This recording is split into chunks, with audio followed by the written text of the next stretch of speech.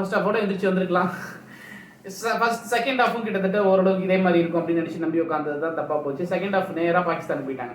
இந்த படத்துக்கு தாராளமாக நீங்கள் தேட்டரில் போய் பார்த்துட்டு இன்டர்வலோட திரும்பி வந்துடலாம். பட் ஃபர்ஸ்ட் ஹாஃப் நல்ல ஒரு theatre watch, second half not even OTT watch. வணக்கம், பேரன்புடன் உங்கள் விஜயன். இன்னைக்கு வந்து நம்ம தண்டேல் இந்த திரைப்படத்தில் விமர்சனம் தான் பார்க்க போகிறோம். இது ஒரு தெலுங்கு திரைப்படம். இன்று திரையரங்கில் தமிழ் டப்பிங்கோட வெளியாகி இருக்கு. நாக சைத்தன்யா, சாய் பல்லவி நடிச்சிருக்க இந்த ஒரு திரைப்படம் வந்து 2021 இவங்க ரெண்டு பேரும் நடிச்ச லவ் ஸ்டோரி. அதுல அவங்க ரெண்டு பேருக்கும் ஆனா அந்த கெமிஸ்ட்ரி, அந்த ஒரு விஷயத்துக்காகவே பெரிதும் எதிர்பார்க்கப்பட்ட ஒரு திரைப்படம்.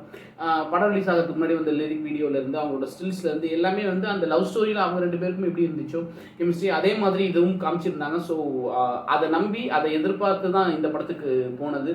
பூர்த்தி செஞ்சிருக்கா அப்படின்னு கேட்டா எக்ஸாக்டா 50% சொல்லணும். அது என்ன எக்ஸாக்டா 50% சொல்றேன். படத்தோட கதை என்ன அப்படின்னா, ஸ்ரீகைகாகுளம் அங்க இருக்கிற ஒரு மீனவ கிராமம். அங்க சைல்ட்ஹுட் லவ் நாக சைத்தன்யாவுக்கும் சாய் பல்லவிக்கும்.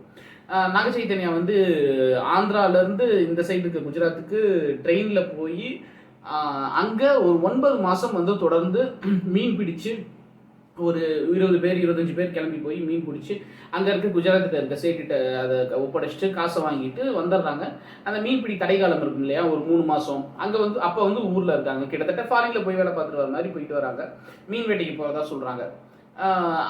போயிட்டு வராங்க. அதுக்கப்புறம் இவங்க ரெண்டு பேருக்குமான லவ் ஸ்டோரி வீட்டில் எல்லாம் ஒத்துக்கிறாங்க. அதெல்லாம் முடிஞ்சிச்சு. ஃபர்ஸ்ட் ஹாஃப் அதோட முடிஞ்சிருச்சு. ஃபர்ஸ்ட் ஹாஃபோட எந்திரிச்சு வந்திருக்கலாம். ஃபர்ஸ்ட் செகண்ட் ஹாஃபும் கிட்டத்தட்ட ஓரளவுக்கு இதே மாதிரி இருக்கும் அப்படின்னு நினச்சி நம்பி உட்காந்தது தான் தப்பாக போச்சு. செகண்ட் ஹாஃப் நேராக பாகிஸ்தானுக்கு போயிட்டாங்க. குஜராத்தில் போய் மீன் பிடிக்கிறாங்கல்ல, அங்கே அவங்க இங்கே தமிழ்நாட்டிலேருந்து பார்டர் தாண்டி ஸ்ரீலங்கன் ஆர்மிட்ட நம்ம மீனவர்கள் மாட்டிக்கிற மாதிரி அங்கே குஜராத்தோட பார்டர் பாகிஸ்தான் ஆர்மிட்ட போய் மாட்டிக்கிறாங்க. பாகிஸ்தான் ஜெயிலுக்கு அழைச்சிட்டு போகிறாங்க. அதுக்கப்புறம் வீர் சரான்னு ஒரு படம் இருக்குது ஹிந்தியில். அந்த மாதிரியான கதைக்களம். பாகிஸ்தான் சிறையில் இருக்கிற அவங்கள காப்பாற்றுறதுக்காக இங்கே அவங்களோட குடும்பத்தினர் நடத்துகிற போராட்டம், அதுக்கப்புறம் அவங்க ஜெயிலுக்குள்ளார நடத்துகிற போராட்டம், நம்ம சுஷ்மா ஸ்வராஜில் ஆரம்பித்து அமித்ஷாவெல்லாம் காமிக்கிறாங்க. ஆர்டிகல் 370 இம்ப்ளிமெண்ட் பண்ணது, அதனால பாகிஸ்தான் நடக்கிற போராட்டம், அதனால இவங்களுக்கு ஏற்படுற பிரச்சனைகள் அப்படின்னு எங்கேயோ ஆரம்பிக்கிற படம் எங்கேயோ போய் செகண்ட் ஹாஃப் ஃபுல்லாக வலுக்கட்டாயமாக ஒரு பேட்ரியாட்டிசம், தேசபக்திங்கிறத நேற்று எப்படி விடாமுயற்சியில் மனைவி சென்டிமெண்ட்டை நெஞ்ச கசக்கி பிழிஞ்சாங்களோ அந்த மாதிரி இன்னைக்கு இந்த படத்தில் வந்து தேசபக்திங்கிறத வந்து ஓவர் டோஸ் ஆக்கி நெஞ்ச கசக்கி பிழிஞ்சு செகண்ட் ஹாஃப் ஃபுல்லாமே சொதப்பலாகி ஒரு வழியாக படம் அதோட முடிஞ்சிச்சு. படத்தோட மிகப்பெரிய ப்ளஸ் வந்து நாக சைத்தன்யா, அதுக்கப்புறம் சாய் பல்லவி ரெண்டு பேருமே அட்டகாசமான நடிப்பு. அவ்வளோ பர்ஃபெக்டாக பண்ணியிருக்காங்க அவங்களோட ரோலை. நாக சைத்தன்யா லவ் போர்ஷன்லையும் சரி, ஆக்ஷன் செகண்ட் ஹாஃப்லையும் சரி அவருக்கு கொடுத்த வேலையை ஒரு படி மேலேயே போய் பண்ணியிருக்காரு. சாய் பல்லவி எப்போதும் போல் அவங்க வழக்கமான ஒரு இந்த அமரனில் எவ்வளோ அழுதாங்களோ அதுக்கு மிகை இல்லாமல் குறை இல்லாமல் இதுலேயும் படம் ஃபுல்லாக அழுதுகிட்டே இருக்காங்க. அதுக்கப்புறம் அடுத்த ப்ளஸ் அப்படின்னு சொன்னால் தேவி ஸ்ரீ பிரசாத்னு சொல்லுவோம். அவர் ஃபர்ஸ்ட் ஹாஃபில் இருக்க அந்த லவ் போர்ஷனாக இருக்கட்டும், செகண்ட் ஹாஃபில் இருக்கிற அந்த பேட்ரியாட்டிக் போர்ஷனாக இருக்கட்டும், அதுக்கு அவரால் எவ்வளோ முடியுமோ அவ்வளோ பண்ணியிருக்காரு. சினிமாட்டோகிராஃபிலேருந்து எந்த குறையும் சொல்ல முடியாது. படத்தோட ஒரே சிக்கல் வந்து நான் சொன்ன மாதிரி செகண்ட் ஹாஃப்லாம் அந்த பேட்ரியாட்டிசம்ங்கிறத கையில் எடுத்தது தான். ஃபர்ஸ்ட் ஹாஃபில் வந்து லவ் ஸ்டோரியில் வந்து ஃபர்ஸ்ட் ஹாஃபில் ஃபுல்லாக லவ் ஸ்டோரியாக போயிட்டுருக்கும். செகண்ட் ஹாஃபில் வந்து ஜாதி பிரச்சனை கையில் எடுத்து அதை பற்றி பேசுகிற மாதிரி இதில் பேட்ரியாட்டிசம் எடுத்துருக்காங்க.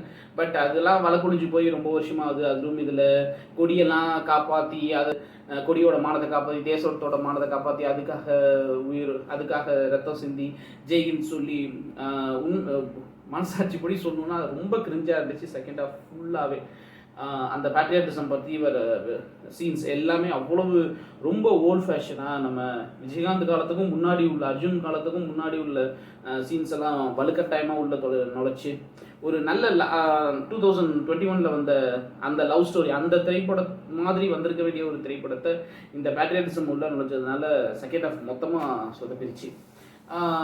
என்ன கேட்டிங்க அப்படின்னா, இந்த படத்துக்கு தாராளமாக நீங்கள் தேட்டரில் போய் பார்த்துட்டு இன்டர்வலோட திரும்பி வந்துடலாம். செகண்ட் ஹாஃப்க்கான காசு போனால் போகுது அப்படின்னு இல்லை, அவளுக்கு கட்டாயமாக நான் உட்காந்து பார்ப்பேன் அப்படின்னா அது உங்கள் விருப்பம். பட் ஃபர்ஸ்ட் ஹாஃப் நல்ல ஒரு theatre watch, second half not even OTT watch. அதுதான் என்னுடைய தனிப்பட்ட கருத்து. இந்த மிஷன் பிடிச்சது லைக் பண்ணுங்கள், ஷேர் பண்ணுங்கள், கமெண்ட் பண்ணுங்கள், சேனல் சப்ஸ்கிரைப் பண்ணுங்கள். அன்பை பகிர்வோம். நன்றி.